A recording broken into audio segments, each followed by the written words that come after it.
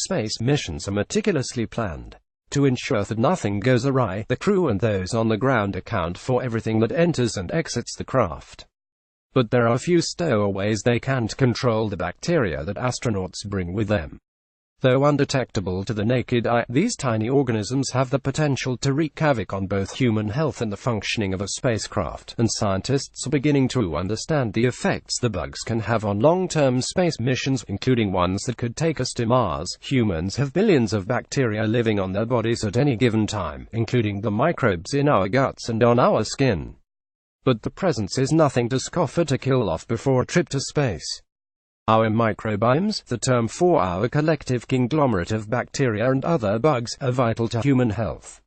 At the same time, the presence in a confined space and altered gravity can pose a risk to the flight crew and the equipment inside, especially on long-term space mission. Researchers have been studying these microbes' effects on short-term space missions, as well as how they grow and thrive on the International Space Station ISS. But until now, scientists haven't looked deeply into the behavior on much longer outer space endeavors. In a study out this week in the journal Microbiome, researchers tracked the microbial diversity inside a mock-up spacecraft housing astronauts for 520 days, roughly the amount of time it should take us to get to Mars. The project, called MISHA Microbial Ecology of Confined Habits and Human Health, was just one part of the Mars 500 project, which tracked 6 crew members living in a confined spacecraft.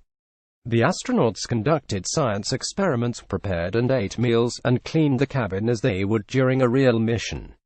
They also collected samples of microbes from the skin and surfaces all around the spacecraft. Ours is the first comprehensive long-time study that investigates the microbial load, diversity, and dynamics in a closed habitat for the full duration of a simulated trip to Mars, Petra Schwender, an astrobiologist at the University of Edinburgh, said in a statement.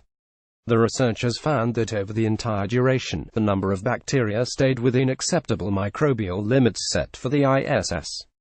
They also found that, despite being contained in an environment entirely unlike Earth, the colonies of different bacteria strains stayed fairly dynamic, meaning that one type of bacteria didn't end up taking over the entire area.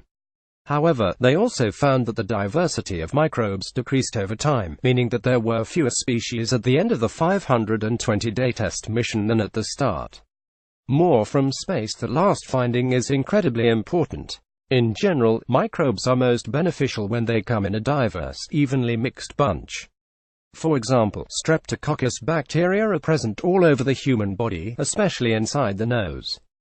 That's generally not dangerous, but the microbes can cause dangerous staph infections if something allows them to outcompete other kinds of bacteria and flourish.